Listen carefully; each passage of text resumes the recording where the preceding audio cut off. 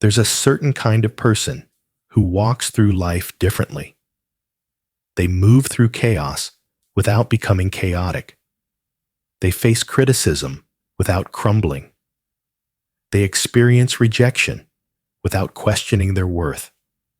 They stand in rooms full of judgment and remain unmoved, not because they're cold, not because they don't care, but because they've discovered something most people never do: emotional untouchability.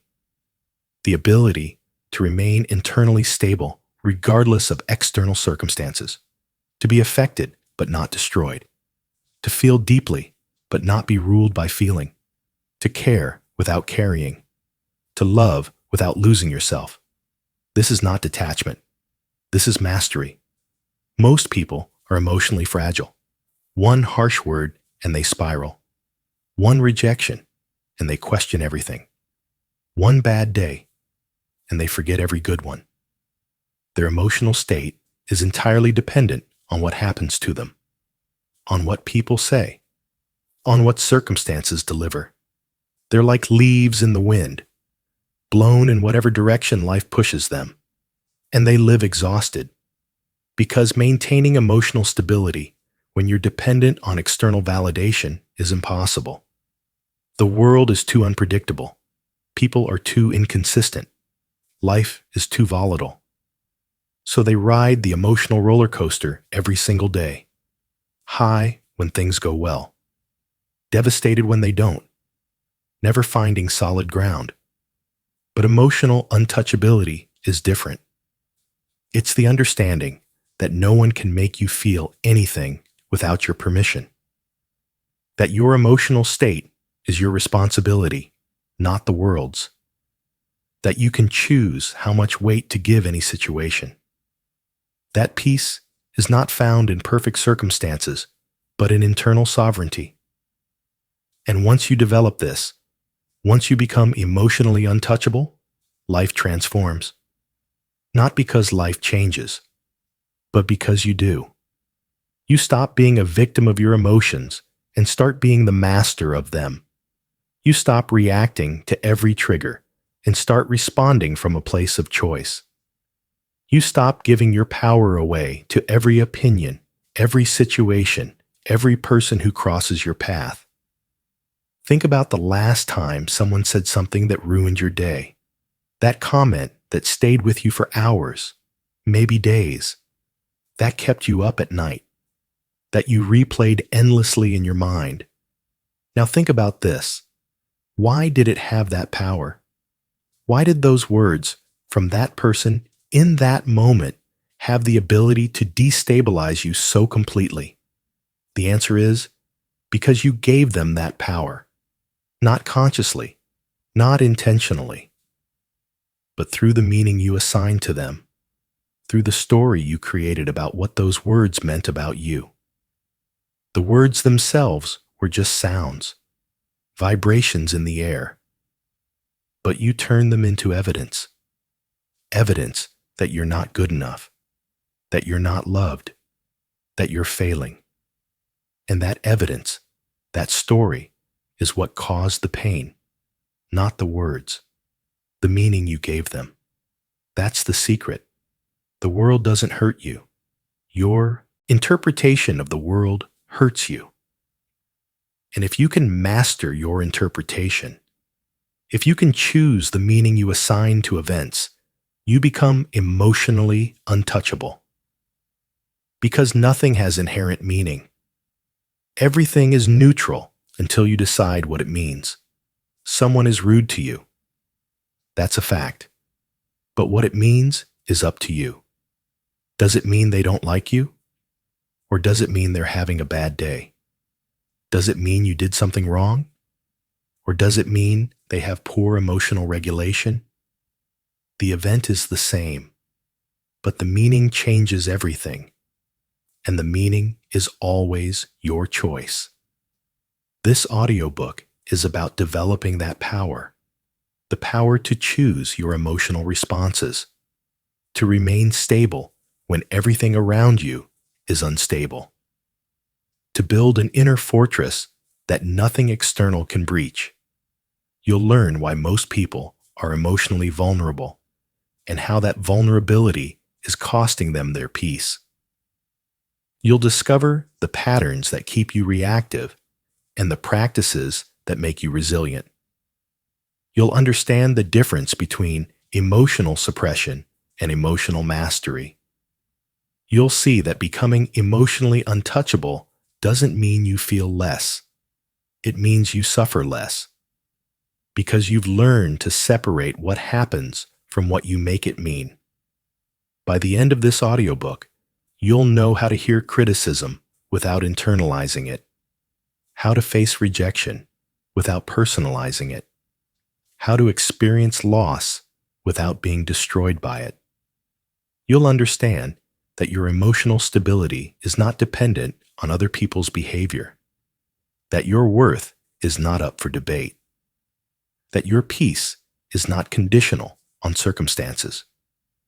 You'll become someone who can stand in the storm and remain calm, not because the storm doesn't touch you, but because you've built something inside that the storm can't reach. That's emotional untouchability, not invincibility, but unshakability. Let's begin. Chapter 1. Why you're so easy to hurt. You've been hurt more times than you can count, by words that were meant to wound, by actions that felt like betrayal, by silences that screamed rejection. And every time, it felt personal, like the universe was conspiring against you, like people were intentionally trying to destroy you. But here's the truth. Most people aren't thinking about you at all. They're not plotting your downfall. They're not carefully crafting ways to hurt you. They're just moving through their own lives, driven by their own pain, acting from their own wounds. And you? You're standing in the crossfire, taking everything personally, when most of it has nothing to do with you at all. You're easy to hurt because you've made your emotional state dependent on external validation. You need people to approve of you to feel okay about yourself. You need circumstances to go well to feel secure. You need constant reassurance to feel worthy. And because all of these things are outside your control, you're constantly vulnerable, constantly at risk, constantly one comment, one rejection, one disappointment away from emotional collapse. That's not strength. That's dependence. And dependence makes you fragile. Because you've handed your emotional remote control to the world, and the world presses buttons randomly. Think about it. When someone criticizes you, why does it hurt? Because on some level, you believe they might be right. You believe their opinion has weight. You believe they can see something about you that determines your value. So their words become a verdict, and you're devastated by the ruling. But what if you didn't believe that? What if you knew, deeply, that their opinion is just their opinion, that it's filtered through their experiences, their biases, their projections, that it says more about them than it does about you? If you truly believed that, their criticism would bounce off. You'd hear it. You might even consider it. But you wouldn't be destroyed by it, because you'd know it doesn't define you. You're also easy to hurt because you haven't developed emotional boundaries. You absorb everything, every mood, every energy, every emotion in the room. You walk into a space where someone's upset, and suddenly you're upset. You see someone disappointed, and you feel responsible. You sense tension, and you internalize it. You're like an emotional sponge, soaking up everything around you. And by the end of the day, you're carrying emotions that aren't even yours. You're exhausted by feelings you didn't create. You're drowning in energy you never asked for. That's because you haven't learned where you end and others begin. You haven't learned that their emotions are theirs to manage, not yours to carry. Let me tell you about a woman named Tessa. Tessa was the kindest person you'd ever meet. She cared about everyone, felt deeply for everyone. And because of that, she hurt constantly. If a friend was going through something, Tessa felt it as if it were her own. If someone was upset with her, she'd spend days trying to fix it, even if she'd done nothing wrong. If someone criticized her work, she'd question everything about herself. She lived her entire life trying to manage other people's emotions, trying to make sure everyone was okay, trying to ensure no one was ever upset with her. And it was killing her. She had chronic anxiety, constant exhaustion, and a deep, gnawing feeling that she was never enough. One day, her therapist said something that changed everything. You're not responsible for how people feel. You're only responsible for your own behavior. Tessa resisted. But if I hurt someone, isn't that my fault? Her therapist shook her head. You can behave with kindness and integrity, and people can still choose to be hurt. Their hurt is their interpretation, and their interpretation is their responsibility, not yours. That was revolutionary for Tessa, because she realized she'd been living as if everyone's emotional state was her job to manage, as if she could control how people felt by being perfect enough, kind enough, careful enough. But she couldn't. People's emotions were their own, and trying to control them was not only impossible, but also exhausting. You're easy to hurt because you take everything as evidence about yourself. Someone doesn't text back? Evidence that you're not important. Someone is short with you. Evidence that you're annoying. Someone chooses someone else. Evidence that you're not enough. You collect these pieces of evidence and build a case against yourself. A case that says you're unworthy, unlovable, inadequate. But none of it is actually evidence. It's interpretation. Someone not texting back could mean 1,000 different things. They're busy. They forgot. Their phone died. They're dealing with something. But your mind jumps to the worst interpretation, the one that confirms your deepest fear, and you take it as fact. You convict yourself based on assumptions. You're also easy to hurt because you haven't defined yourself. You don't have a clear sense of who you are, independent of other people's opinions. So you look to the world to tell you. You look for validation to confirm you're okay. You look for approval to feel worthy. You look for acceptance to feel like you belong. And when you don't get it, you crumble. Because without external validation, you don't know who you are. You haven't built an internal sense of self that exists regardless of what others think. So you're at the mercy of perception. If people see you positively, you feel good. If they see you negatively, you feel bad. Your identity is a reflection, not a foundation. And reflections change constantly. The cost of being easy to hurt is high. You live in constant fear. Fear of saying the wrong thing. Fear of being rejected. Fear of disappointing people. Fear of being judged. You edit yourself constantly. You walk on eggshells. You apologize for existing. You make yourself small to avoid conflict. You sacrifice your needs to keep the peace. And you call it kindness. But it's not kindness.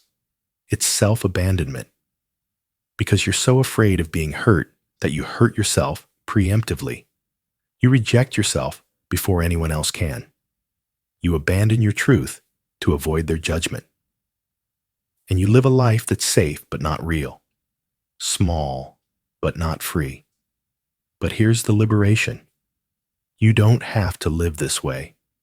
You can become someone who doesn't break at every criticism, who doesn't crumble at every rejection, who doesn't absorb every emotion in the room. You can build emotional resilience, not by becoming cold, but by becoming clear. Clear about who you are. Clear about what's yours to carry and what's not. Clear about the difference between care and codependence. And once you have that clarity, the world loses its power to destabilize you. Because you're no longer looking to it for validation.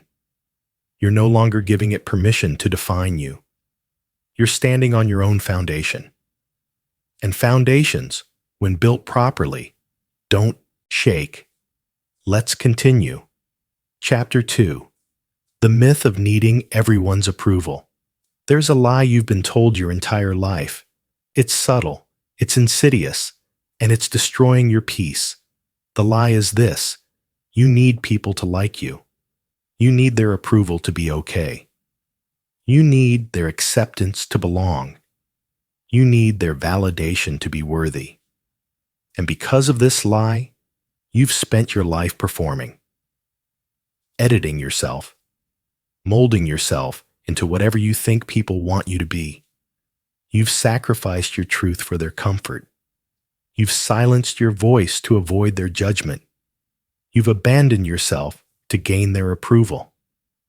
And in the process, you've lost the one person whose approval actually matters: yourself. The myth of needing everyone's approval is exhausting because it's impossible. You can't please everyone. Someone will always disagree with you. Someone will always misunderstand you. Someone will always judge you. No matter how carefully you navigate, no matter how much you censor yourself, someone will find fault. Someone will be disappointed. Someone will think you're too much or not enough. That's not a reflection of your inadequacy. That's just the nature of being human. Everyone has different values, different preferences, different perspectives, and trying to align yourself with all of them is like trying to be all things to all people. You can't, and the attempt will only fracture you. Let me give you a scenario. You're at a gathering. You share an opinion. Half the room agrees. Half the room disagrees. If you need everyone's approval, you're now in crisis. Because no matter what you say, someone will disapprove. So what do? You backtrack. You soften your stance. You try to make everyone comfortable. And in doing so, you make yourself invisible. You've said nothing, stood for nothing. You've disappeared in the effort to be acceptable to everyone. And the irony is, people don't respect that. They don't admire people who constantly shift to please them.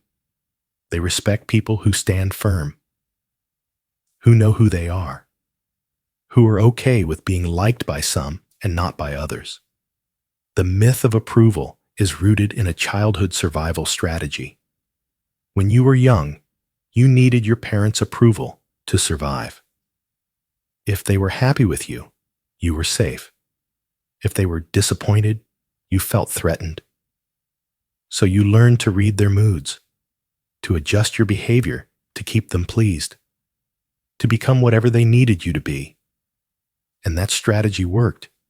It kept you safe. But you're not a child anymore. You don't need their approval to survive. Yet you're still operating from that old program, still scanning for approval, still adjusting to please, still terrified of disappointment. The child in you is still running the show, and the child believes that disapproval equals danger. But it doesn't. Not anymore. Someone disapproving of you is not a threat. It's just a difference of opinion. Someone being disappointed in you is not a catastrophe. It's just their expectation not being met. Someone judging you is not a reflection of your worth. It's just their perspective. And perspectives are subjective. What one person judges, another admires. What one person rejects, another embraces. So basing your worth on approval is basing it on something completely arbitrary, something that changes from person to person, moment to moment. That's not solid ground. That's quicksand. Let me tell you about a man named Victor. Victor spent his entire life trying to be liked. He was agreeable, accommodating, always saying yes, never rocking the boat. He thought this made him a good person, a kind person, someone people wanted to be around. But the truth was, people didn't really know him. They knew the version of him he presented, the version that never disagreed, never challenged, never revealed anything that might create friction. And Victor himself didn't even know who he was anymore. He'd been performing for so long that he'd forgotten what he actually believed, actually wanted, actually felt. One day, he said no to a request, to something he didn't want to do, and the person was upset, disappointed. And Victor felt that old panic, the fear of disapproval. But then something shifted. He realized that this person's disappointment was not his emergency, that he wasn't responsible for managing their feelings. That saying no didn't make him a bad person. It made him an honest one. And for the first time in years, Victor felt something he'd forgotten. Freedom. Freedom from the constant need to please. Freedom from the exhausting performance. Freedom to just be himself. And yes, some people didn't like it. Some people were upset. But the people who mattered, the people who actually cared about him, respected it. They preferred the real Victor to the agreeable imposter. Here's the truth. You will never have everyone's approval. And that's not a tragedy. That's liberation. Because the moment you stop trying to please everyone, you can finally please yourself. You can finally live according to your values instead of their expectations. You can finally speak your truth instead of their preferred narrative. You can finally be yourself instead of whoever you think they want you to be. And when you do that, something magical happens. You attract the right people. The people who love you for who you actually are, not who you pretend to be. And you repel the wrong people, the people who only like the performance, not the person. The need for approval is also a need for control. Because on some level, you believe that if you can just get everyone to like you, you'll be safe, you'll be secure, you'll be okay. But that's an illusion. You can't control what people think of you. No matter how perfect you are, someone will find fault. No matter how kind you are, someone will call you weak. No matter how successful you are, someone will call you arrogant.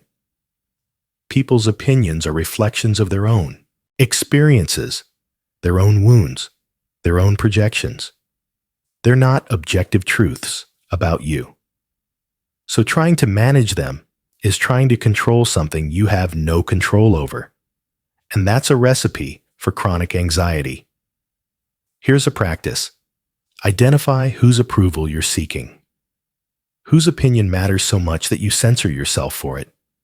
Is it your parents, your partner, your colleagues, society at large? Write down the names. Then ask yourself, why does their approval feel necessary? What do you believe will happen if you don't have it? Usually, the fear is abandonment, rejection, being unloved. But here's the question that frees you. Have you ever actually been abandoned for being yourself? Or have you only been abandoned for pretending to be someone else? Because the truth is, people leave when they realize you're not authentic.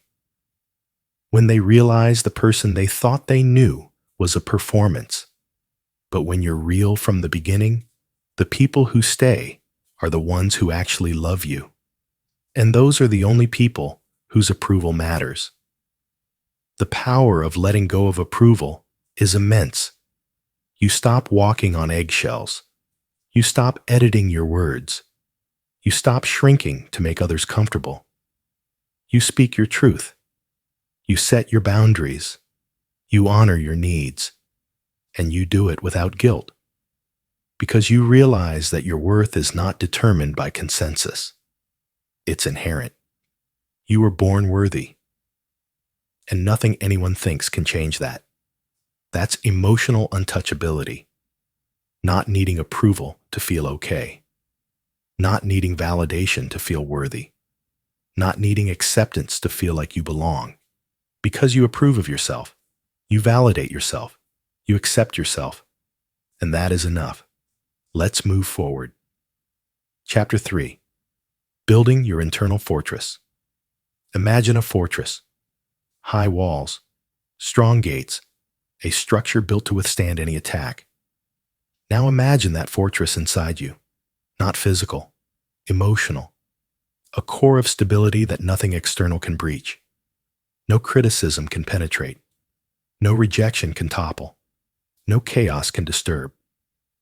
This is what emotional untouchability looks like. Not an exterior armor that makes you cold, but an interior fortress that makes you unshakable. And building this fortress is not about becoming hard. It's about becoming grounded. So rooted in yourself that no storm can uproot you. The foundation of your fortress is self-knowledge. You have to know who you are, not who you're supposed to be, not who people think you are, but who you actually are. Your values, your beliefs, your boundaries, your non-negotiables. Most people don't know themselves. They've spent so long adapting to others that they've lost touch with their own truth.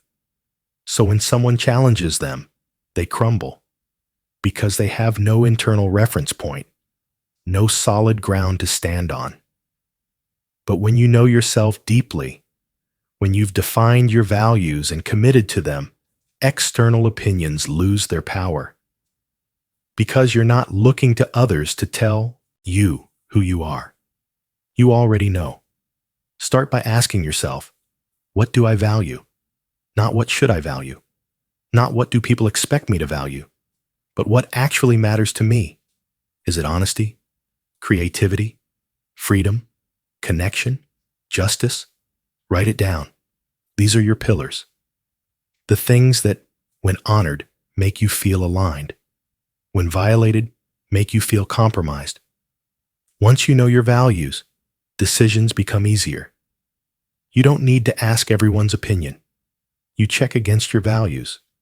If something aligns, you move forward. If it doesn't, you decline. And you do it without guilt. Because you're not being stubborn. You're being consistent. The second layer of your fortress is boundaries. Boundaries are the walls that protect your inner world.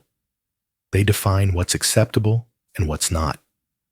What you'll tolerate and what you won't. What you'll give and what you'll keep. Most people have weak boundaries. They let others dictate their time, their energy, their emotions. They say yes when they mean no. They tolerate disrespect to keep the peace. They give until they're empty. And then they wonder why they feel resentful. It's because they've allowed their walls to be breached. They've let people into spaces they shouldn't occupy. Boundaries aren't mean. They're necessary. They're how you honor yourself. When someone speaks to you disrespectfully, a boundary is saying, "That's not okay. Please speak to me kindly." When someone asks for more than you can give, a boundary is saying, "I can't do that right now." When someone tries to make their problems yours, a boundary is saying, "I support you, but I can't fix this for you." Boundaries protect your peace, and people who respect you will respect your boundaries. People who don't weren't respecting you in the first place. Let me tell you about a woman named Iris. Iris had no boundaries. She was available to everyone all the time. If someone needed something, she provided it. If someone was upset, she fixed it. If someone demanded her time, she gave it. She thought this made her a good friend, a good person. But really, it made her exhausted. She had nothing left for herself. And the people she was giving to? They weren't grateful. They expected it. They took her for granted because she'd trained them to. She'd taught them that her needs didn't matter, that she was always available, that she had no limits. One day, she couldn't anymore. She was burned out, resentful, depleted, and she realized she'd been giving from an empty cup. So she started setting boundaries. Small ones at first. I can't talk right now. I need some time to myself. I can help with this, but not that. And people were shocked. Some were upset. They accused her of changing, of being selfish. But Iris held firm, because she realized that the people who were upset weren't upset that she'd changed. They were upset that they could no longer take from her endlessly. And that wasn't her problem. That was theirs. Over time, something beautiful happened. The people who truly cared about her respected her boundaries. They adjusted. They honored her needs. And the people who didn't, they left. And that was okay. Because Iris realized she'd rather have fewer relationships that honored her than many that drained her. Her fortress was built. And it wasn't keeping love out. It was keeping disrespect out. And that made all the difference. The third layer of your fortress is self-validation. You can't be emotionally untouchable if you're constantly looking to others to tell you you're okay. You have to be able to validate yourself, to acknowledge your own efforts, to recognize your own growth, to appreciate your own progress. This doesn't mean you don't accept feedback. It means feedback doesn't define you. You listen, you consider, but you don't collapse. Because your sense of self doesn't rise and fall with every opinion. Self-validation sounds like this. I did my best with what I knew at the time. I'm proud of how I handled that. I'm learning and growing. I'm enough, exactly as I am. These aren't affirmations you say while not believing them. These are truths you remind yourself of when the world tries to convince you otherwise, because the world will try. It will tell you you're not enough, not successful enough, not attractive enough, not smart enough. And if you're looking to the world for validation, you'll believe it. But if you're validating yourself, you'll see it for what it is. Noise. The final layer of your fortress is emotional regulation. This is your ability to manage your emotional state regardless of what's happening around you. To feel anger without acting in rage. To feel sadness without collapsing in despair. To feel fear without being paralyzed. Emotional regulation doesn't mean you don't feel. It means you feel without being controlled by the feeling. You experience the emotion, but you don't let it dictate your behavior. That's power. Emotional regulation requires practice. When you feel triggered, you pause, you breathe, you notice the emotion, you name it. I'm feeling angry. I'm feeling hurt. And then you ask, what do I need right now? Sometimes you need space. Sometimes you need to speak up. Sometimes you just need to let the feeling pass. But you don't react impulsively. You respond intentionally. And every time you do that, you strengthen your fortress. You prove to yourself that you can handle whatever comes. That emotions don't control you. That you're stable, even when everything else isn't. Building your internal fortress takes time. It's not built in a day. It's built through consistent choices, through honoring your values, through setting boundaries, through validating yourself, through regulating your emotions. And with each choice, the walls get stronger. The foundation gets deeper. Until one day, you realize something has shifted. Criticism doesn't sting the way it used to. Rejection doesn't devastate you. Chaos doesn't disturb your peace. Because you've built something inside that nothing outside can touch. You've become emotionally untouchable, not because you don't care, but because you've learned to care without carrying. And that is freedom. Let's continue. Chapter 4. The Art of Detachment Without Coldness. There's a misunderstanding about emotional strength that keeps people stuck. They think becoming emotionally untouchable means becoming emotionally unavailable. They think it means building walls so high that nothing gets in. That it means not caring, not feeling, not being affected. But that's not emotional mastery. That's emotional shutdown. And there's a vast difference between the two. True emotional untouchability is not about feeling less. It's about suffering less. It's not about disconnecting from life. It's about engaging with it from a place of clarity instead of chaos. It's the art of detachment without coldness. The ability to care deeply without being destroyed when things don't go your way. Detachment gets a bad reputation. People hear the word and think of distance, indifference, not caring. But healthy detachment is none of those things. Healthy detachment is the ability to separate yourself from outcomes you can't control, to give without needing something in return, to love without needing to possess, to try without needing to succeed, to care without needing validation. It's freedom from the tyranny of expectation, from the prison of needing everything to go a certain way. Detachment says, I care about this deeply, and I'm okay if it doesn't work out the way I hoped. That's not coldness. That's wisdom. Most people confuse attachment with love.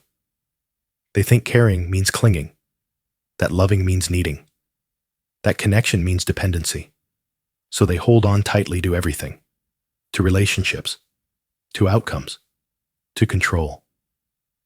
And when things change, as things always do, they fall apart because they made their emotional stability dependent on externals, on things staying the same, on people behaving a certain way, on life meeting their expectations. But life doesn't work that way. Life is fluid. People change. Circumstances shift. And if your peace depends on everything staying exactly as it is, you'll never have peace. Because change is the only constant. Detachment allows you to engage fully without being destroyed by impermanence. You can love someone deeply and still be okay if they leave. Not because you don't care, but because you know your wholeness doesn't depend on their presence. You can pursue a goal passionately and still be okay if it doesn't work out. Not because it doesn't matter, but because you know your worth isn't tied to the outcome. You can give generously and still be okay if it's not appreciated. Not because appreciation doesn't feel good, but because you gave for your own integrity, not for their validation. That's detachment, engaging without entanglement, caring without clutching, loving without losing yourself. Let me tell you about a man named Gabriel. Gabriel had a daughter he adored. He poured everything into her, his time, his energy, his hopes. He wanted her to be happy, successful, fulfilled. And for years, he tried to guide her, to protect her, to steer her toward what he thought was best. But the harder he tried to control her path, the more she resisted, the more she pulled away. And Gabriel was devastated. He couldn't understand why she wouldn't let him help, why she was making choices he disagreed with, why she was pushing him away when all he wanted was to love her. Then a friend told him something that changed his perspective. You love her, but you're attached to who you want her to be, not who she is. Gabriel resisted that at first, but slowly he saw the truth in it. He wasn't accepting his daughter as she was. He was loving the version of her he'd created in his mind, the one who made the choices he approved of, who followed the path he'd planned. And because she wasn't that person, he was suffering. He realized he needed to practice detachment, not loving her less, but releasing his grip on who she should be, accepting who she actually was. Even if her choices weren't his choices, even if her path wasn't his plan. It wasn't easy, but he practiced. Every time he wanted to control, he paused. Every time he wanted to criticize, he breathed. Every time he wanted to impose his will, he stepped back. And slowly, something shifted. His daughter felt the change. She felt the space, the acceptance, and she started coming back. Not because he controlled less, but because he loved more freely, without conditions, without expectations, just love. And their relationship healed, not because she changed, but because he detached from needing her to. Detachment without coldness also means not taking everything personally. Most of the time, what people do has nothing to do with you. They're acting from their own pain, their own fears, their own limitations. But when you're emotionally entangled, you interpret everything as a statement about you. Someone is distant, and you think, they don't like me. Someone is critical, and you think, I'm not good enough. Someone chooses differently, and you think, I'm not valuable. But none of that is true. It's just your insecurity projecting meaning onto neutral events. Detachment allows you to see clearly, to recognize that their behavior is about them, not you. And that recognition frees you. Here's a practice. When something hurts, pause before reacting. Ask yourself, is this about me or is this about them? More often than not, it's about them. They're stressed. They're overwhelmed. They're dealing with something you don't see. And their reaction has nothing to do with your worth. When you can separate yourself from their state, you stop absorbing it. You can feel compassion without taking on their emotion. You can be present without being consumed. That's detachment. Observing without absorbing. Caring without carrying. Detachment also means letting go of the need to fix everyone. You can't save people from themselves. You can't force growth. You can't make someone ready who isn't. And trying to do so only exhausts you and frustrates them. Healthy detachment recognizes that everyone is on their own journey. They'll learn their lessons in their own time. Your job isn't to rescue them. It's to support them if they ask, and honor their process even when it's painful to watch. You can hold space without holding responsibility. You can care without controlling. You can love without fixing. That's the balance. People often resist detachment because they fear it makes them uncaring.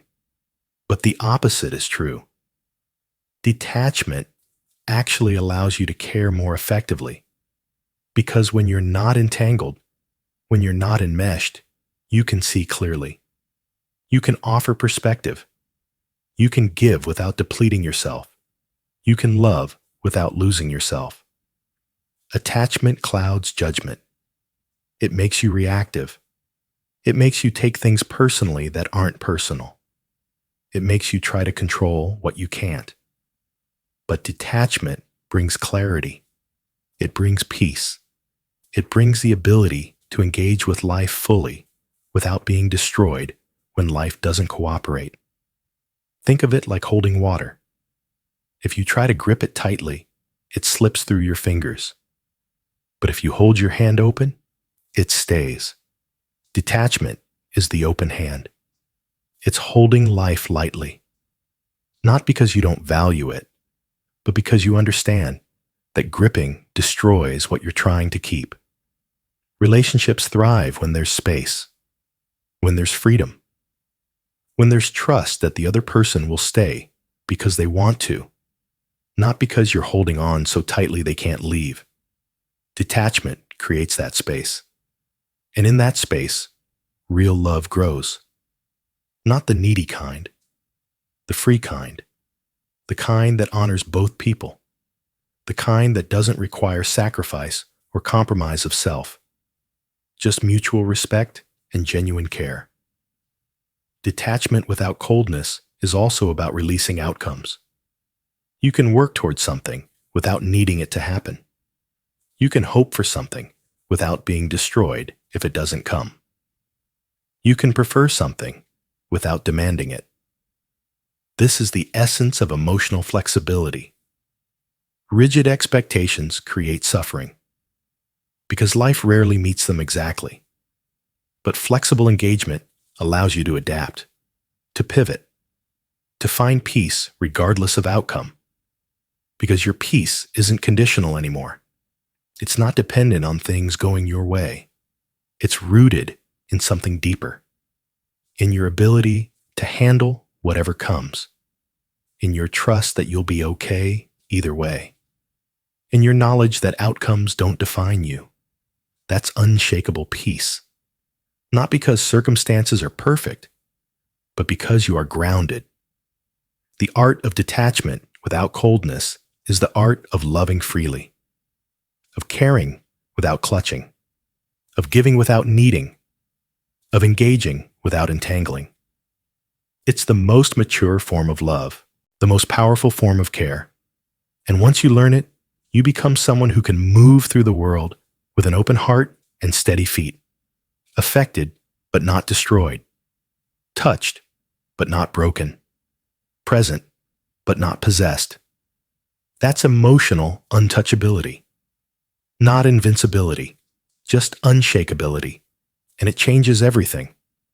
Let's move forward. Chapter 5. When people try to break you. Some people will try to break you. Not everyone, not even most, but some. They'll criticize you to make themselves feel superior. They'll undermine you to feel powerful. They'll project their insecurities onto you and call it truth. They'll test your boundaries to see if you'll hold them. They'll push to see if you'll break. And if you're not emotionally untouchable, you will. You'll internalize their words. You'll question yourself. You'll shrink. You'll apologize for existing. You'll let them rewrite your narrative. But when you're emotionally fortified, when you've built that internal fortress, their attempts don't land. Because you see them for what they are, reflections of their own pain, not assessments of your worth. Understand this. Hurt people hurt people. When someone attacks you, it's rarely about you. It's about them. They're in pain, and pain seeks outlet. Sometimes that outlet is another person. You happen to be available. You happen to be there. And they release their frustration, their anger, their disappointment onto you. If you take it personally, if you absorb it as truth, you become collateral damage in their internal war. But if you can see it clearly, if you can recognize that their behavior is a symptom of their suffering, not a verdict on your character, you remain untouched. Not because you don't care, but because you understand. There are certain types of people who will consistently try to destabilize you. Learn to recognize them so you can protect yourself. First, there are the projectors. These are people who can't face their own flaws, so they see them in you instead. They accuse you of being selfish, when they're the ones who only think of themselves. They call you sensitive when they're the ones who can't handle feedback. They say you're unreliable when they're the ones who constantly cancel. Projection is a defense mechanism. It's easier to criticize you than to look in the mirror. And if you don't recognize it, you'll start believing their projections. You'll think, maybe I am selfish. Maybe I am too sensitive. But you're not. They're just avoiding their own truth by making it yours. Then there are the controllers. These are people who need you to be a certain way so they can feel comfortable. They don't like when you set boundaries because boundaries disrupt their control.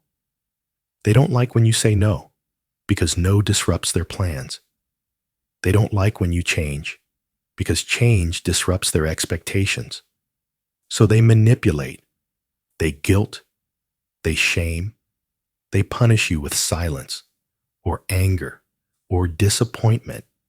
And if you're not careful, you'll adjust yourself to keep them happy. You'll sacrifice your needs to meet theirs. You'll become smaller so they can feel bigger. But that's not love. That's control. And emotionally untouchable people don't participate in that dynamic. They hold their boundaries. They honor their truth. And they let controllers be uncomfortable. Because their discomfort is not your responsibility. There are also the critics, people who seem to have an opinion about everything you do. And it's never positive. You share a success, and they find the flaw. You try something new, and they tell you why it won't work. You express excitement, and they dampen it with skepticism. Critics are people who've given up on their own dreams, so they discourage yours. They've stopped trying, so they don't want you to succeed, because your success reminds them of their stagnation. Your courage highlights their fear, so they disguise their jealousy as concern. I just don't want you to be disappointed. But it's not about protecting you. It's about protecting their ego from the discomfort of watching you grow past them. Let me tell you about a woman named Simone. Simone had a friend, Carla, who was always critical. Nothing Simone did was ever quite right in Carla's eyes. Simone would share good news, and Carla would find the negative. Simone would make a decision, and Carla would question it. For years, Simone valued Carla's opinion. She thought Carla was just being honest, helping her see things clearly. But over time, Simone noticed a pattern. Carla only criticized. She never celebrated. She never supported. She never encouraged. And Simone started to wonder, was Carla actually trying to help? Or was she trying to keep Simone small? One day, Simone got a promotion, something she'd worked toward for years. She was excited to share it with Carla, but Carla's response was, "Well, more responsibility means more stress. Are you sure you can handle it?" And in that moment, something clicked for Simone. This wasn't concern. This was jealousy. Carla hadn't advanced in her own career, and Simone's success threatened her. So she disguised her insecurity as caution, and Simone had been letting it affect her for years, taking Carla's criticism as truth when it was just Carla's fear projected outward. Simone realized she needed to stop giving Carla's opinion so much weight. Carla's perspective was filtered through her own limitations, and Simone didn't need to shrink to make Carla comfortable. When people try to break you, your first defense is recognition. See the behavior for what it is: projection, control, criticism rooted in insecurity. Don't absorb it. Don't internalize it. Don't let their discomfort become your identity. Your second defense is boundaries. You don't have to engage with people who consistently try to diminish you. You can create distance. You can limit contact You can remove them from your inner circle, not with anger, not with drama, just with clarity. This person is not safe for me. This dynamic is not healthy. I'm choosing to protect my peace. That's not mean. That's self-respect. Your third defense is non-reaction. When someone tries to provoke you, tries to get a rise out of you, tries to pull you into their chaos, don't engage. Stay calm. Stay grounded. Respond if you need to, but don't react. Don't match their energy. Don't escalate. Don't defend. Just observe. Because when you don't react, you don't give them what they want.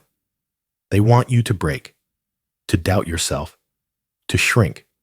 But when you remain steady, when you remain untouchable, their efforts fail, and they either stop trying or they leave. Either way, you win, because you protected your peace. Here's a powerful truth. You can't control what people say about you, but you can control whether you believe them. Someone can call you 100 things, but if you don't agree, their words have no power. They're just sounds, opinions, projections. They only become your reality if you accept them as truth. And you don't have to. You get to decide what you believe about yourself. You get to choose which voices you listen to. And emotionally untouchable people choose wisely. They listen to people who've earned their trust, who've shown consistency, who've proven they have their best interest at heart. Everyone else? Just noise. When people try to break you, it's also a test of your foundation, a test of your boundaries, a test of your self-knowledge. And if you've built your fortress well, you pass. Not because you're unaffected, but because you're unshaken. You feel the impact. You acknowledge the hurt, but you don't crumble. You stand. And every time you stand, you get stronger. Every time you hold your ground, your foundation deepens. Every time you refuse to shrink, you claim more of your power. That's how you become emotionally untouchable, not by avoiding pain, but by not letting pain define you, not by escaping conflict, but by not letting conflict control you, not by being unbreakable, but by being unshakable. Let's continue. Chapter 6. The freedom of not explaining yourself. There's a trap most people fall into without realizing it. Someone questions their decision, and they immediately start explaining. Someone judges their choice, and they rush to justify it. Someone misunderstands their intention, and they scramble to clarify. They spend enormous amounts of energy trying to make people understand, trying to get people to see their perspective, trying to defend their right to live as they choose. And in doing so, they give away their power. Because the need to explain yourself is the admission that someone else's understanding is required for you to proceed, that their approval is necessary for your peace. But it's not. You don't owe anyone an explanation for how you live your life. Emotionally untouchable people understand this deeply. They make decisions based on their values, and they don't need consensus to move forward. They don't need everyone to agree. They don't need everyone to understand. They know that some people will get it and some won't, and both are okay. Because their decisions aren't up for debate. They're not asking for permission. They're not seeking validation. They're simply living according to what feels right for them. And if someone doesn't like it, that's their issue to manage, not theirs to fix. This doesn't mean you never explain anything. It means you choose when explanation is worth your energy. If someone is genuinely trying to understand, if they're asking from a place of curiosity rather than judgment, you might choose to explain.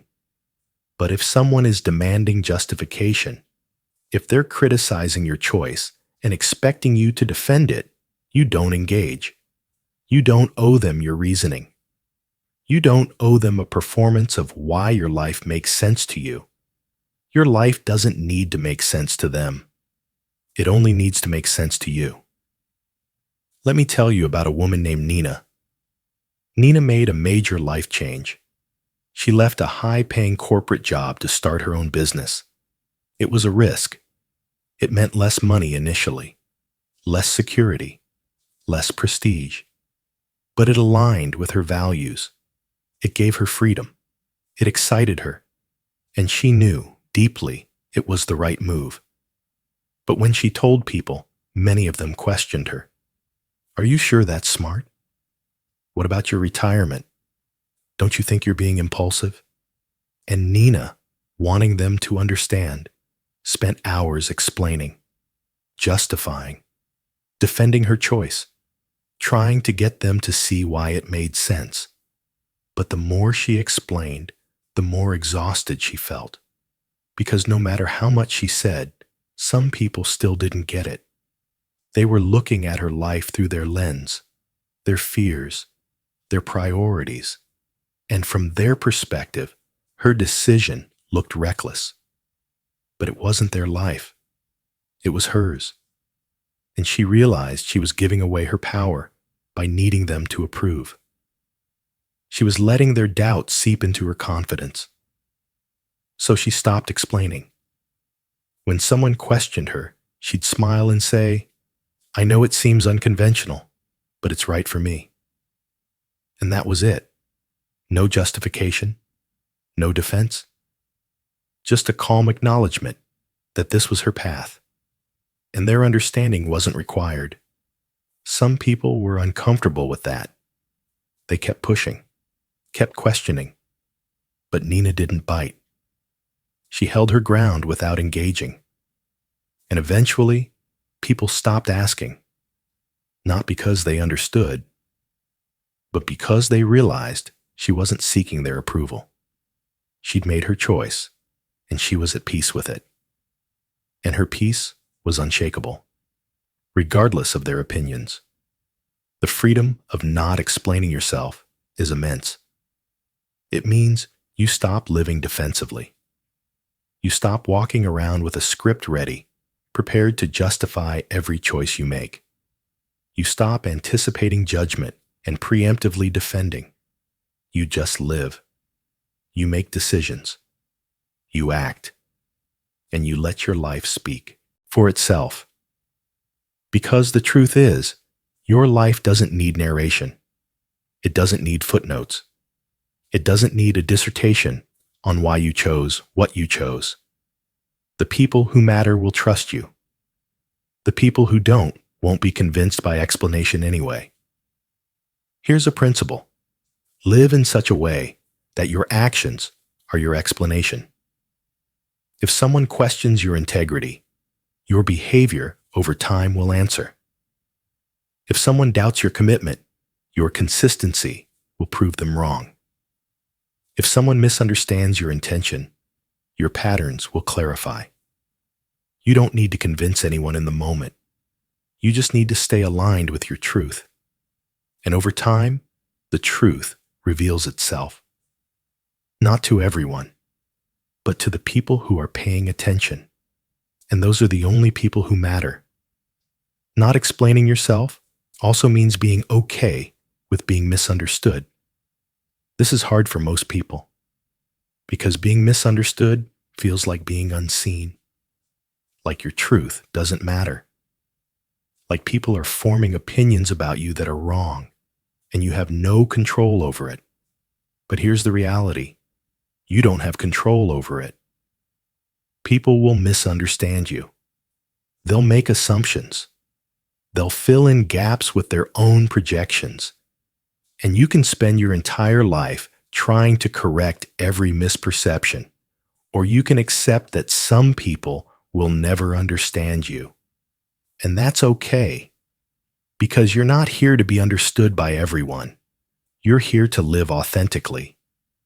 And authentic living sometimes means being misunderstood by people who can't see from your perspective. There's also power in mystery. When you don't explain everything, when you don't justify every choice, when you don't perform your reasoning for public consumption, you maintain a sense of autonomy. People can't pick apart what you don't share. They can't debate what you don't defend. You move through life with quiet confidence, making choices, taking action, and letting the results speak. That's magnetic. That's powerful. That's emotionally untouchable. Because you're not seeking validation. You're not performing for approval. You're just being. And being, in its purest form, needs no explanation. Here's a practice. The next time someone questions a choice you've made, resist the urge to explain. Just say, "I've thought about it, and this is what feels right for me." And leave it there. Notice what happens. Notice how they respond. And more importantly, notice how you feel. You might feel vulnerable at first, exposed, like you're supposed to say more. But sit with that discomfort. Because on the other side of it is freedom. The freedom of not needing to justify your existence. The freedom of trusting yourself so deeply that external validation becomes optional. The freedom of living your life on your terms, without explanation, without apology, without permission. That's emotional sovereignty, and it's your birthright. Let's move forward. Chapter 7. Mastering the Art of Non-Reaction. There's a moment between trigger and response. A split second where a choice exists. Most people miss it. They're so used to reacting that the moment passes unnoticed. Something happens. Someone says something. An emotion rises. And instantly, they respond. They snap. They defend. They attack. They shut down. The reaction is automatic, unconscious. And afterwards, they often regret it. Why did I say that? Why did I react that way? Because they weren't in control. The emotion was. But emotionally untouchable people have learned to master that moment, that space between trigger and response. They've trained themselves to pause, to breathe, to choose. And that choice changes everything. Non-reaction is not suppression. It's not pretending you don't feel. It's not swallowing your emotions and smiling through pain. That's toxic. That's harmful. Non-reaction is feeling fully while choosing wisely. It's experiencing the anger without lashing out. It's feeling the hurt without collapsing. It's noticing the trigger without being controlled by it. It's the ability to observe your emotional state and decide consciously how to respond. Not from impulse, from intention. That's power. Real power. Not the power to control others. The power to control yourself.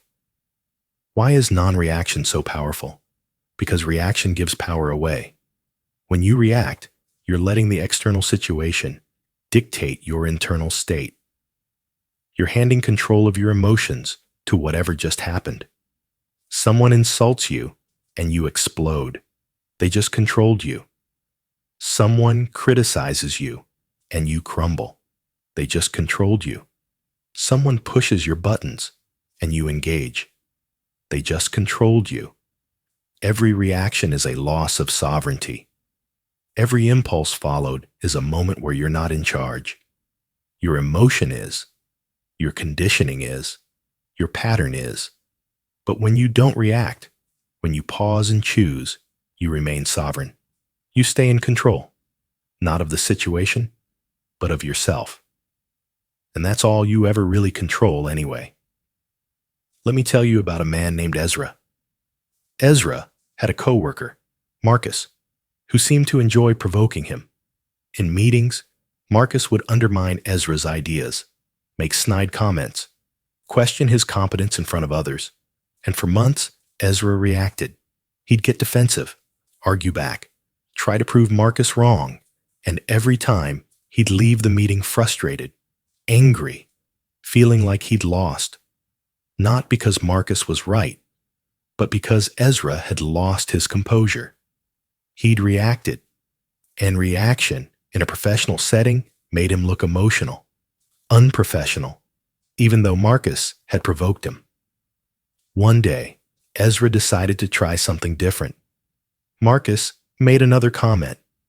Ezra felt the familiar surge of anger, but instead of speaking, he paused. He took a breath. He felt the anger, but didn't express it. He let the comment sit in the air without responding. The room got quiet. People looked at him, expecting the usual back and forth. But Ezra just smiled, slightly, and said, "Interesting perspective, Marcus. Let's move on." And he continued with the agenda. Marcus, deprived of the reaction he wanted, looked confused, deflated, and the meeting moved forward. Afterwards, a colleague approached Ezra and said, "I don't know what you did differently, but that was impressive. You didn't take the bait." And Ezra realized something. By not reacting, he'd taken away Marcus's power. Marcus wanted to provoke, but without reaction, there was nothing. The game couldn't continue without Ezra's participation, and Ezra stopped playing. Non-reaction is a skill. Like any skill, it improves with practice. The first step is awareness. You have to notice when you're triggered. Most people don't. They're triggered and immediately reacting without even realizing a transition happened. But if you can catch the moment, if you can notice, "I'm triggered right now," you've already created space. You've stepped back from the impulse, just enough to see it. That awareness is everything. Because once you see it, you can choose differently. The second step is the pause. Literally pause.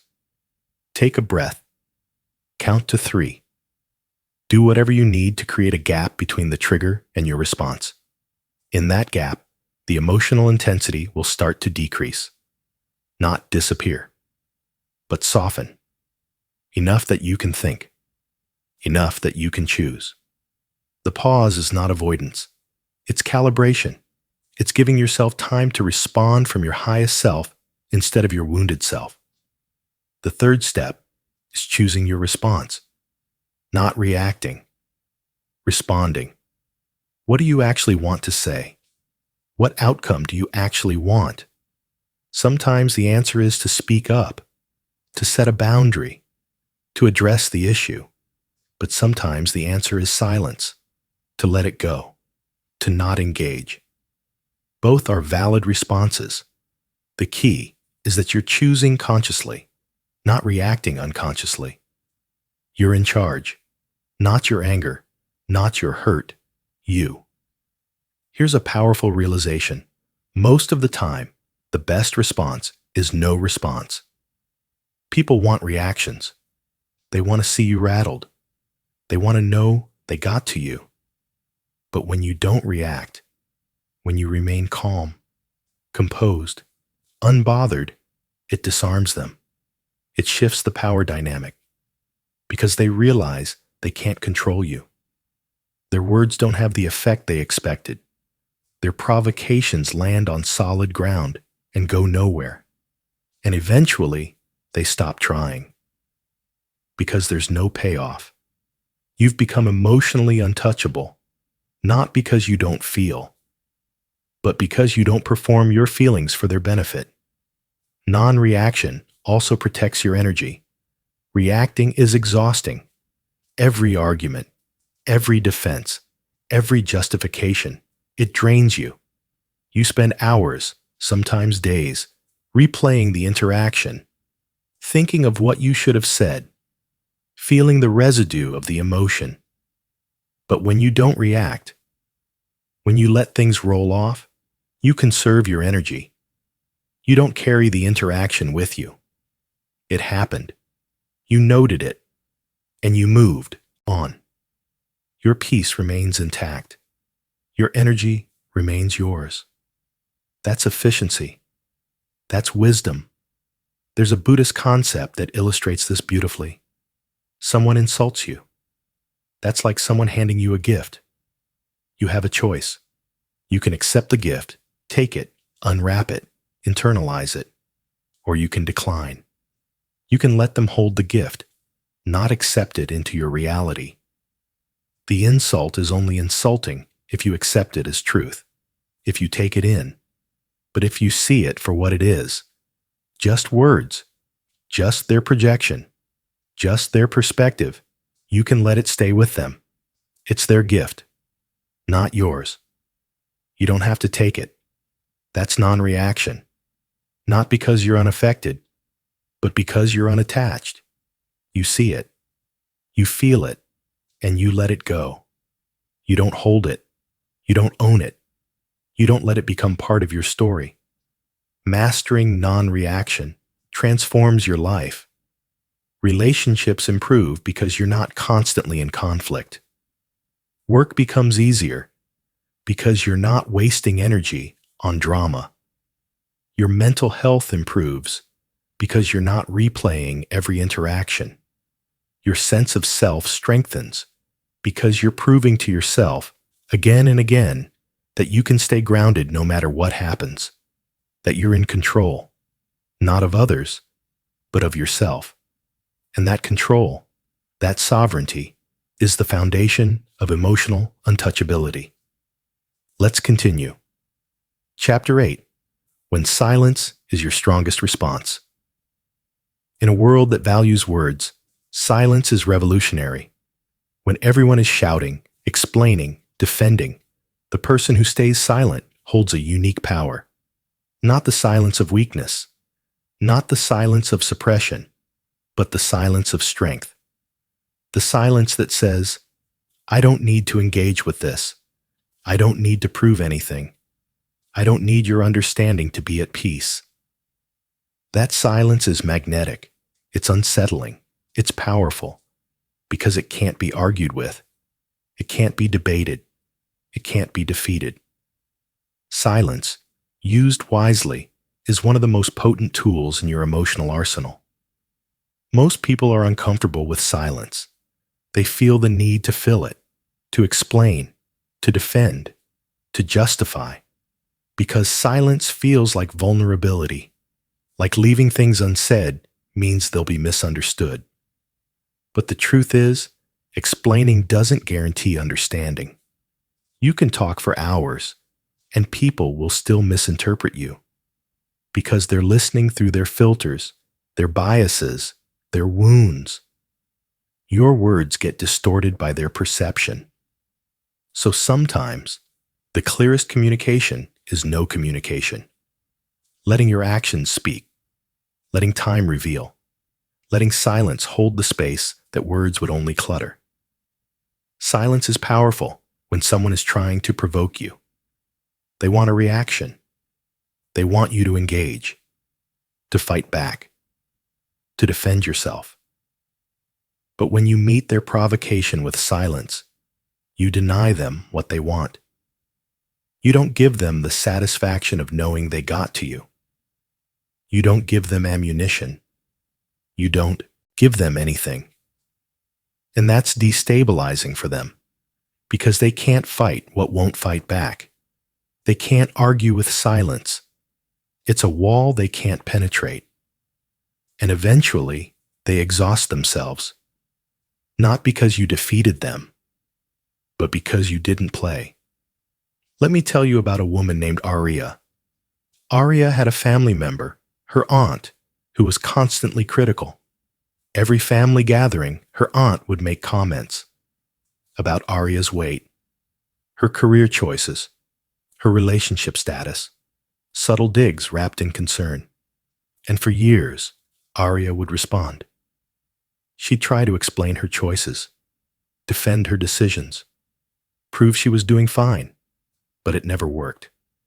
Her aunt would just find something else to criticize. The conversation would spiral, and Aria would leave feeling drained and inadequate. One year, Aria decided to try something different.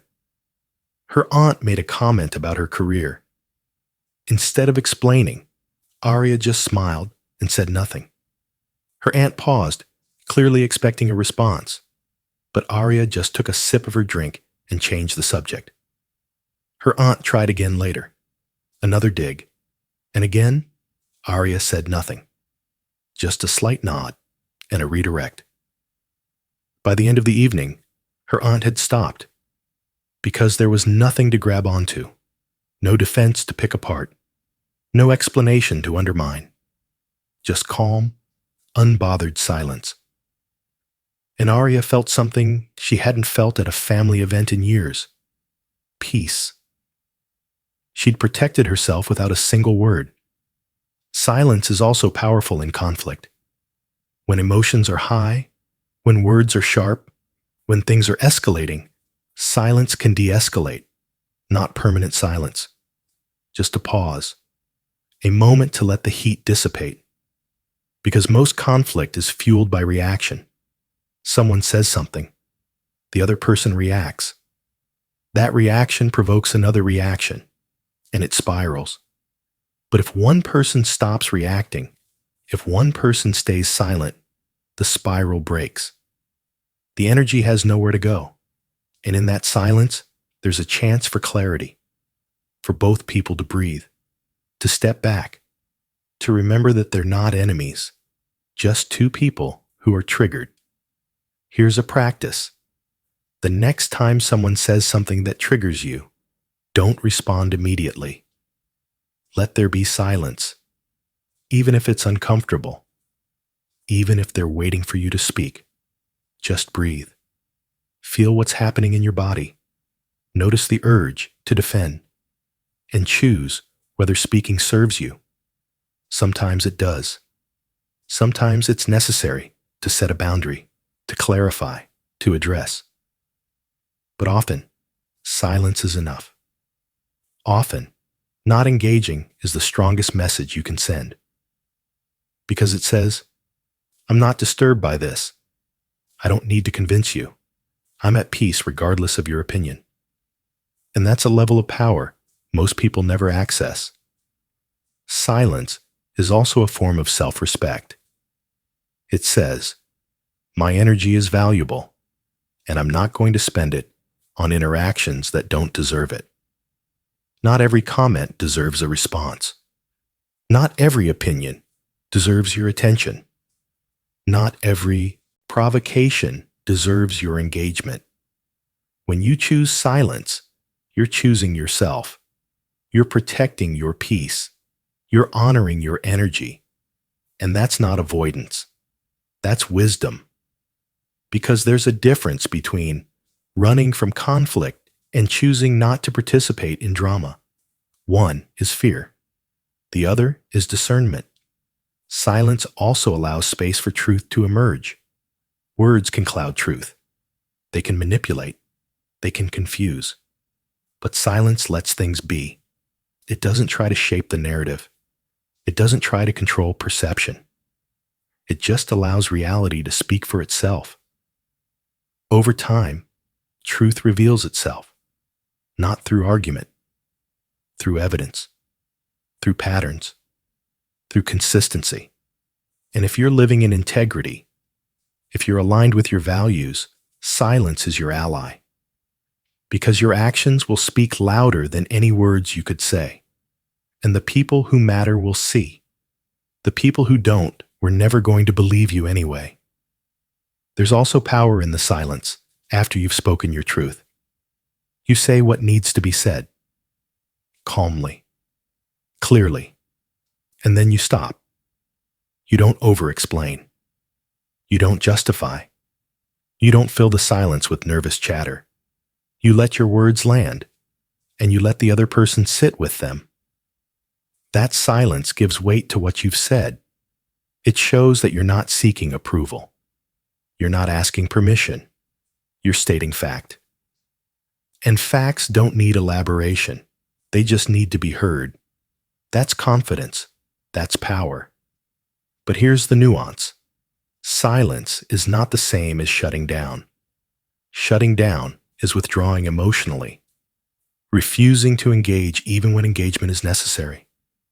building walls. That's not strength. That's protection, born from fear.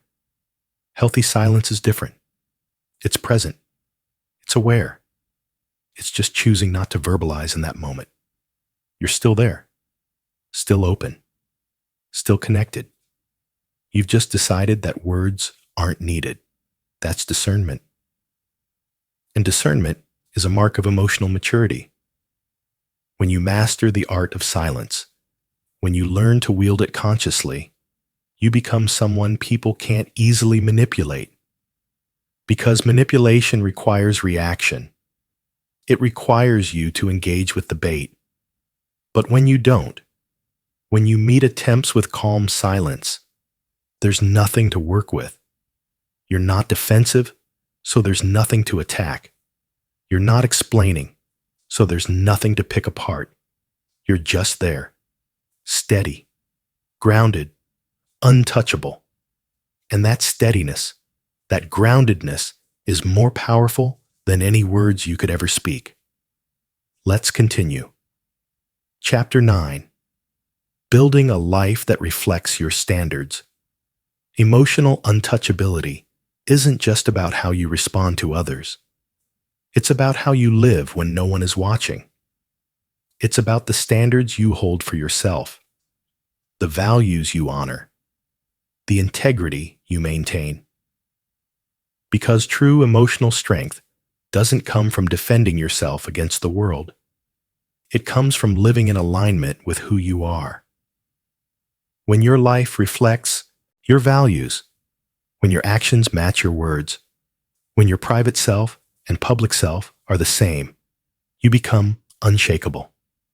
Because there's nothing to hide, nothing to defend, nothing to prove. You're just living your truth. And truth needs no armor. Most people are fragile because there's a gap between who they are and who they pretend to be. They present one version in public and live another in private. They say they value integrity, but cut corners when no one's looking. They claim to prioritize health, but neglect their bodies. They preach kindness, but harbor resentment. And that gap, that incongruence, creates vulnerability. Because deep down, they know they're not being honest. They know they're performing.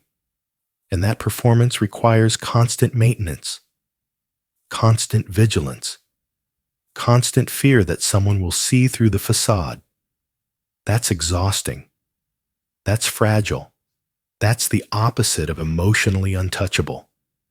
But when you build a life that reflects your standards, when what you do matches what you believe, you eliminate that gap. You become whole, integrated, and integration creates strength. Because you're not spending energy maintaining a false image. You're not worried about being exposed. There's nothing to expose. You're the same person in every room. You treat people with respect, whether they can benefit you or not. You keep your word, whether anyone will know if you don't. You honor your values, whether it's convenient or not. That's integrity. And integrity is the foundation of emotional untouchability. Let me tell you about a man named Leon. Leon worked in sales. And sales, in his company, had a culture of exaggeration. Everyone inflated their numbers. Everyone overpromised to close deals. Everyone cut corners to hit targets. And Leon did it too, because that's what you did to succeed. But it ate at him. He'd tell customers one thing and deliver another. He'd make commitments he knew he couldn't keep, and he'd justify it by saying, "Everyone does it." But every time he compromised his integrity, he felt a little smaller, a little more hollow.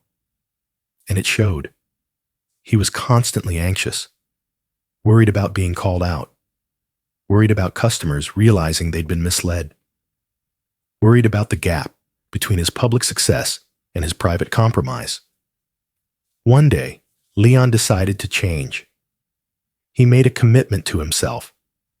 He would only make promises he could keep. He would only represent products honestly. He would only pursue deals that were genuinely good for the customer. And at first, it was hard. His numbers dropped. His boss questioned him. His colleagues thought he was naive. But something unexpected happened. The customers he worked with trusted him. They came back. They referred others. And over time, Leon built a reputation. Not as the best salesman, but as the most trustworthy one. And that trust brought him more business than any exaggeration ever had. But more than that, it brought him peace. He could sleep at night.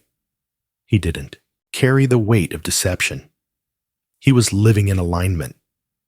And that alignment made him emotionally untouchable, because he wasn't afraid of being found out. There was nothing to find. He was exactly who he said he was. Building a life that reflects your standards starts with defining those standards. What do you value? Not what should you value. What actually matters to you? Write it down. Is it honesty, loyalty, growth, compassion, courage? Whatever it is, name it. Because you can't live by standards you haven't defined. Once you know your values, you make them non-negotiable. You don't compromise them for convenience.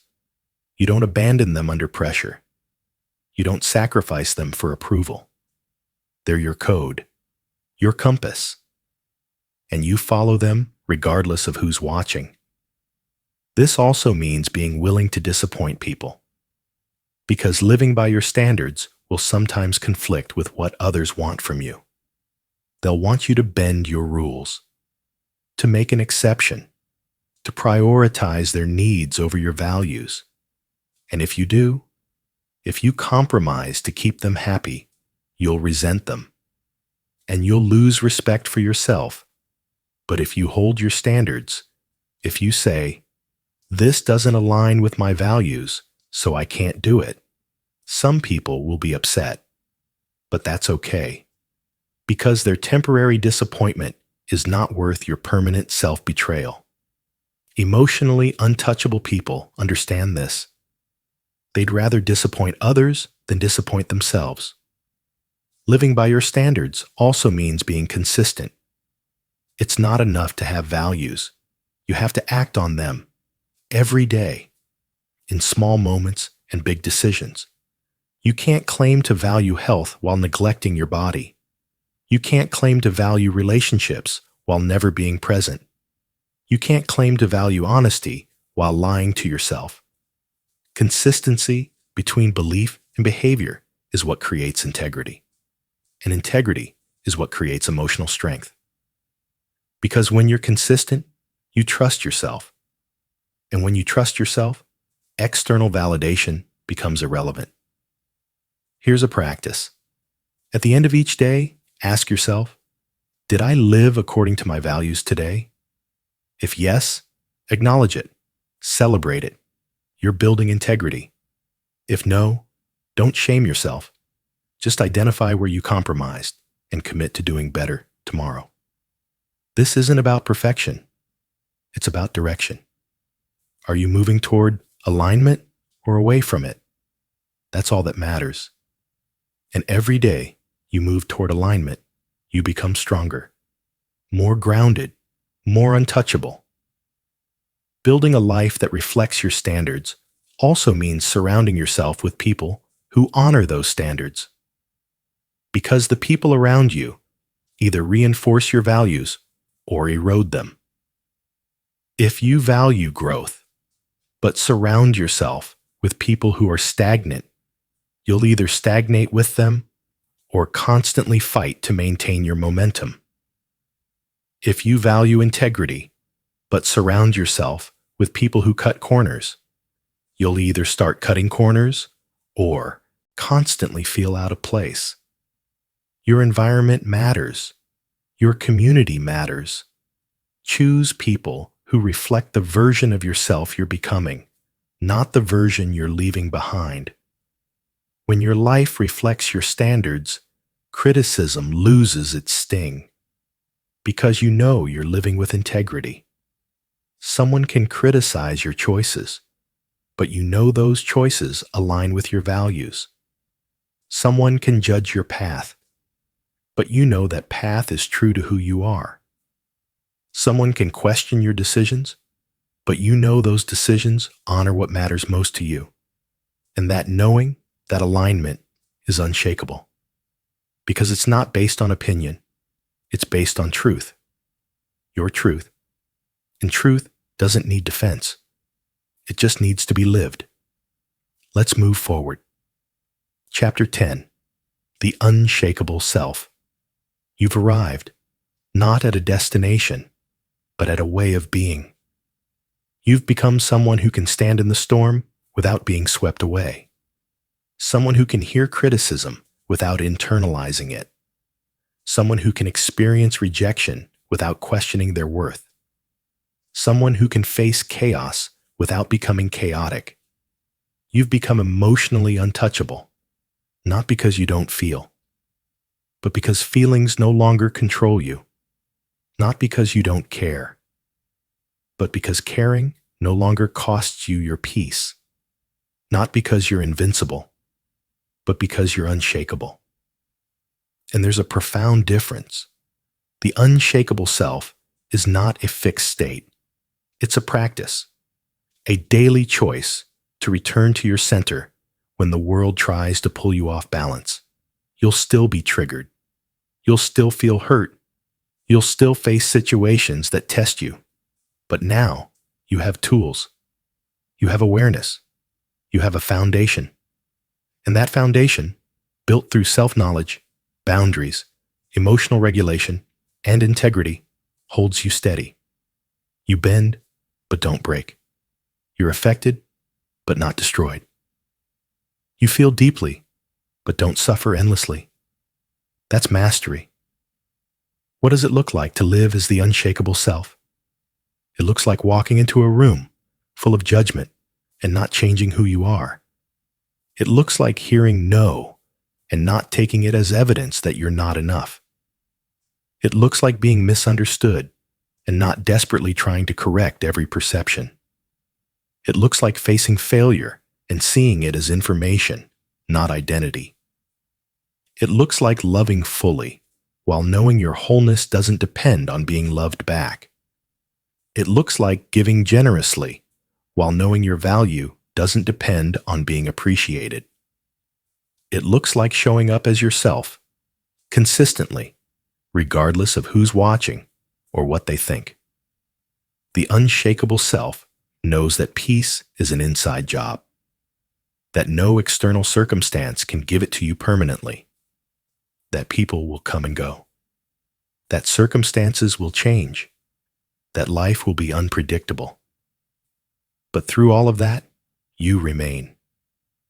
The awareness beneath the experiences, the stillness beneath the motion, the constant in a world of variables. You are the only thing you truly control. And when you fully accept that, when you stop trying to control anything else, you become free. Because freedom isn't the absence of challenges, it's the presence of sovereignty, the ability to choose your response regardless of what life presents. Let me tell you about a moment that crystallized this for me. I was facing something hard, a situation I couldn't control, a person I couldn't change, an outcome I couldn't force. And I felt the old patterns trying to emerge, the need to fix, to manage, to control. But I stopped. I breathed. And I asked myself, what's actually in my control here? And the answer was clear. Only myself. My thoughts, my responses, my peace. That's it. And in that moment, I let go of everything else. I couldn't control the situation, so I stopped trying. I couldn't control the person, so I stopped engaging. I couldn't control the outcome, so I stopped obsessing. And what I was left with was myself. And for the first time, that felt like enough. Not because I was giving up, but because I was finally focusing my energy where it belonged, on the only thing I could actually influence, me. That's the shift. From external focus to internal mastery. From trying to control the world to governing yourself. From seeking validation outside to cultivating worthiness inside. And once you make that shift, once you become the unshakable self, life doesn't get easier, but you get stronger. You don't face fewer storms. You just navigate them better. With clarity instead of panic. With presence instead of reactivity. With grounded strength instead of fragile defensiveness. Being unshakable also means you stop waiting. You stop waiting for people to change. For circumstances to align. For conditions to be perfect. You stop putting your life on hold until everything feels safe. Because safety isn't a feeling you find. It's a knowing you build. You build it by proving to yourself that you can handle uncertainty, that you can face discomfort, that you can sit with the unknown and not collapse. Every time you do that, every time you stay grounded when life gets rocky, you reinforce the truth. You are capable. You are resilient. You are unshakable. Here's what I want you to know. You don't need permission to be emotionally untouchable. You don't need to wait until you're perfect. You don't need to have everything figured out. You just need to decide. Decide that you're no longer giving your power away. Decide that your peace is non-negotiable. Decide that your worth is not up for debate. Decide that you're going to show up as yourself, fully, regardless of who approves. And then live that decision, every day, in small moments and big ones, in interactions with strangers and intimates, in successes and failures. Just keep deciding. Keep choosing yourself. Keep honoring your truth. And over time, you'll realize something profound. You've become unshakable. Not because nothing bothers you, but because what bothers you no longer defines you. Not because you don't feel pain, but because pain no longer breaks you. Not because life is perfect, but because you are grounded. And grounded trees don't fall in storms. They bend. They sway. But they don't fall. So stand in your truth. Hold your boundaries. Honor your values. Protect your peace. And become the person who can walk through fire without being burned. Not because the fire isn't hot, but because you know who you are. And that knowing, that certainty, that unshakable sense of self is the greatest power you'll ever possess. It's the power that no one can take from you, that no circumstance can diminish, that no rejection can destroy. It's yours. It's always been yours. You've just been learning how to claim it, and now you have. Welcome to emotional untouchability, not as an achievement, as a way of being. Live it, breathe it, be it. Because the world needs more people who can't be shaken, who stand firm, who remain kind without being weak, who care without carrying, who love without losing themselves. Be that person. You already are. You've just been remembering, and now you're home.